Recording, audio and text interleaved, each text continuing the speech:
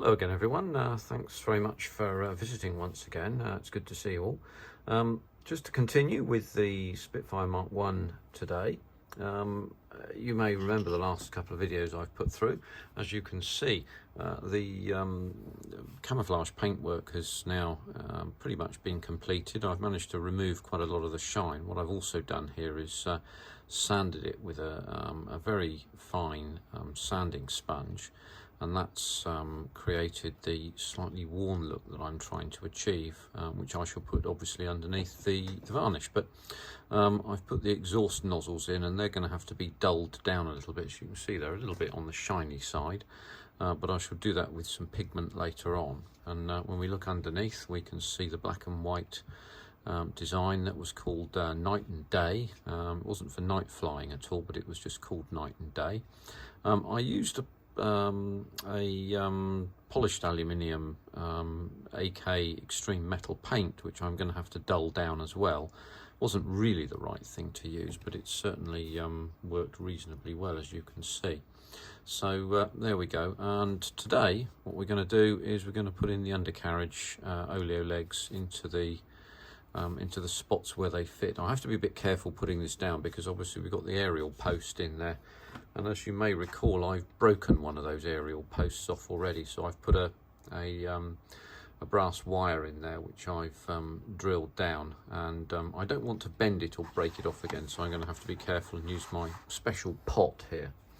So the undercarriage oleo legs I've put together, and they look pretty good. The angle of these wheels has to be, zero in on this so you can see, this has to be such that it's slightly off with respect to the vertical. So as you can see there, that goes in straight in basically with a little bit of glue without any real trouble at all, quite honestly. It's a very good fit, and it works very nicely. So let's go the right way, shall we? That's probably helpful, don't you think?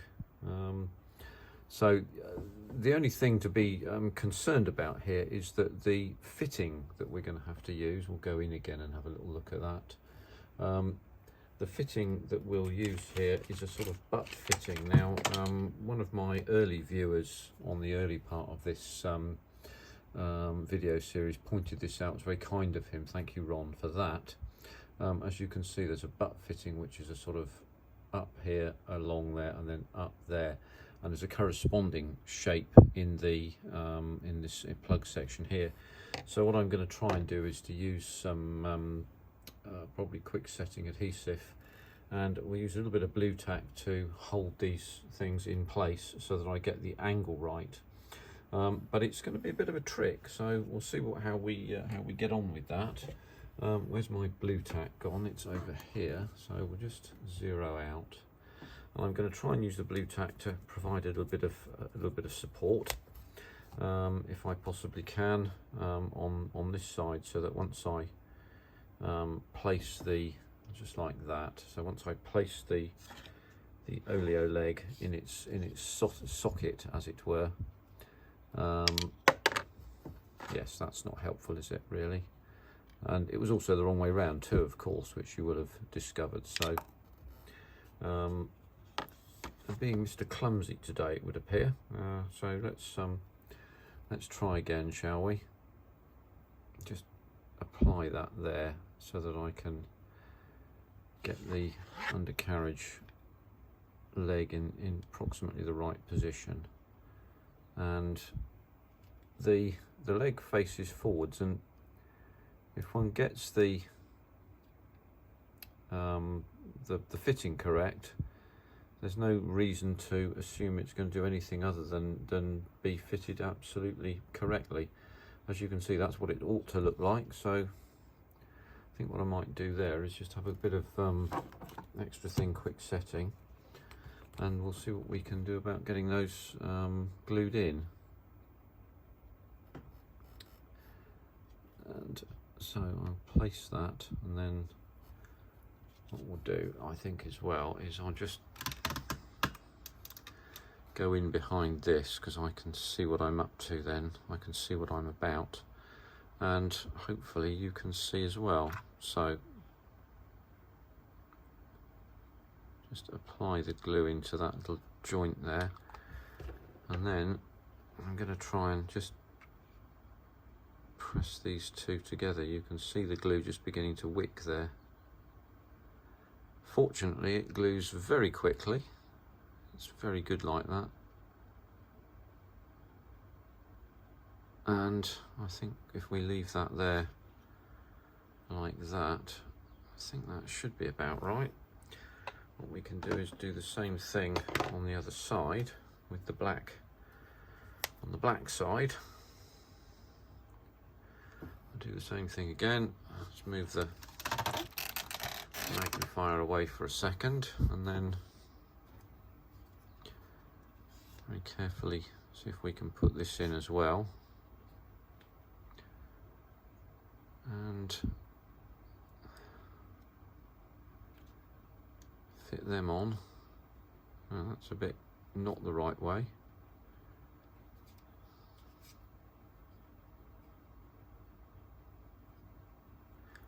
So I've got to fit them at the correct angle this way and the other obviously as well.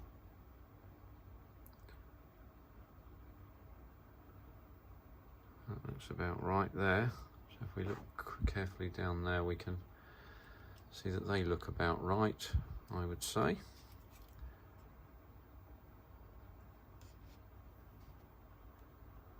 It's not quite in the right place there, is it?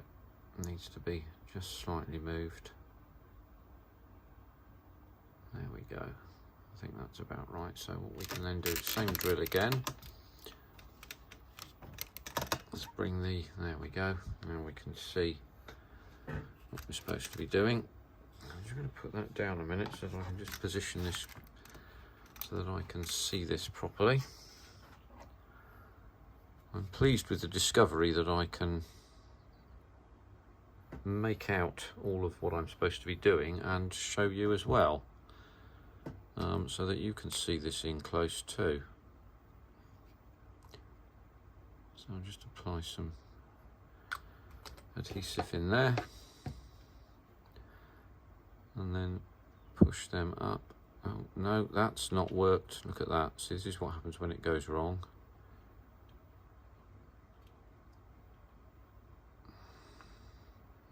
It's in the wrong place.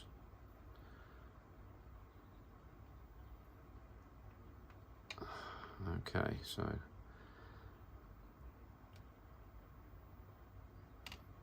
that's probably a bit better there. Oh, hello. That wasn't what we wanted at all.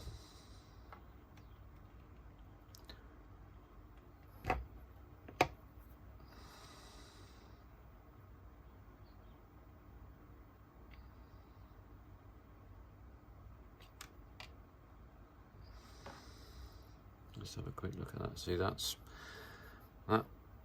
is not quite in the right place. There we go. That's a bit better.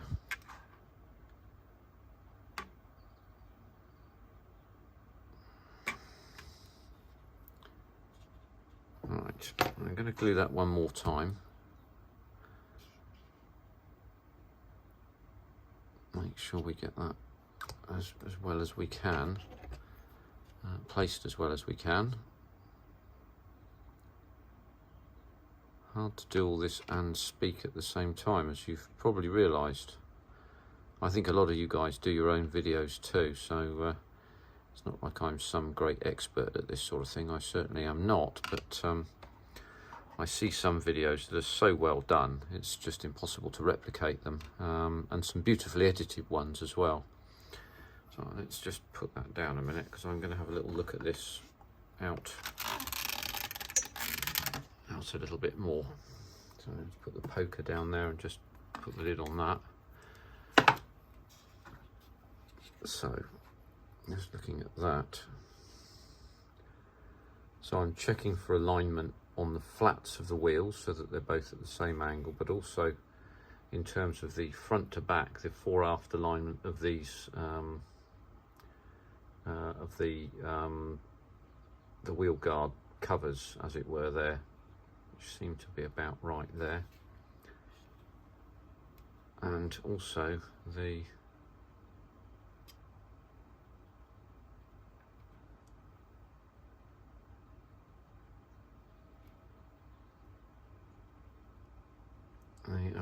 front of these wheels as well, so that the wheels are vertical but the oleo struts are slightly off the vertical. I think you can probably see that. So I want to get the oleo struts slightly off the vertical and the wheels vertical, which is why obviously the wheels are slightly off with respect to if the oleo strut is vertical, then the wheel is slightly off like that. So I think we might have got that. So I'm going to leave that for now and then let that dry for a fair period of time, and then we'll be probably nearly ready to start putting some varnish on with a few extra bits and pieces to add. The other bits to add in will be the propeller, which, as you can see, I've completed now.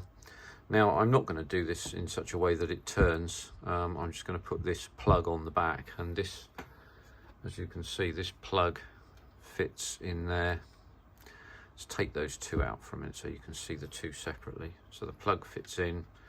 Those of you who've built this before will know this, and you need to fit this section here because the bonding in here sometimes creates a bit of a step, so this has to be fitted fairly properly, because if it's not fitted properly, when you go to put the propeller on, it won't fit entirely accurately. I did briefly consider not putting that section in, but just putting the propeller straight on, but I don't think that would work very well.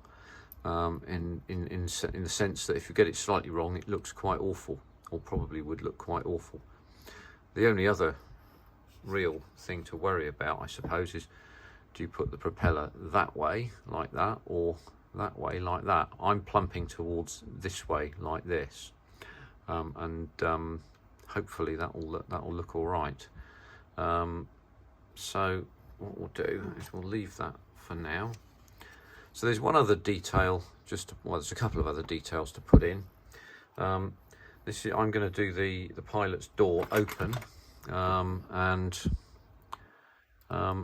pre-1941, the pilot's entry door here, which sits down and open like that, didn't have a crowbar in it. So if you're modelling something pre-1941, then no crowbar.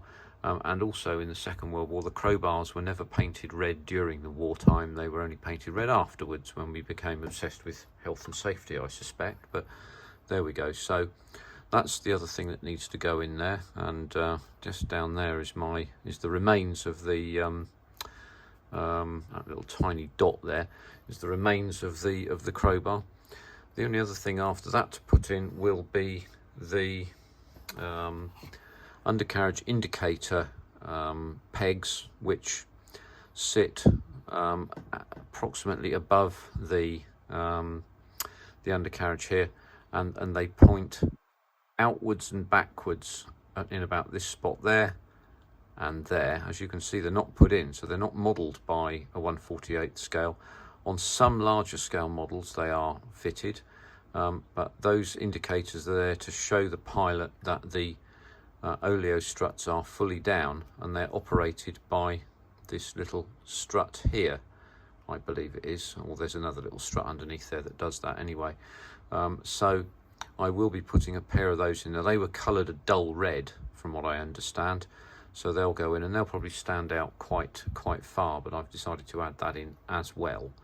So there we are, a bit of progress towards the finish. I suspect the next video I do of this particular model will be when I've completed the varnishing and decaling, and then the matte varnish. I'm going to apply some weathering to this because it's going to be as an operational readiness aircraft, and then it will be given to the person I'm going to pass it along to. So look, thank you very much indeed for visiting today. To the people who've subscribed to me, I think a very hearty applause, and thank you very much for that. My gratitude goes out to you. I hope you gained something from this, and I hope to continue to make entertaining and informative videos. Let me know what you like in the comments. I'm always happy to speak to you. I'll try and answer every single comment, but in the meantime, have a nice afternoon, evening or night, or whatever the case may be when you're watching this, and I'll look forward to seeing you on the next video. Thanks very much indeed. Take care for now.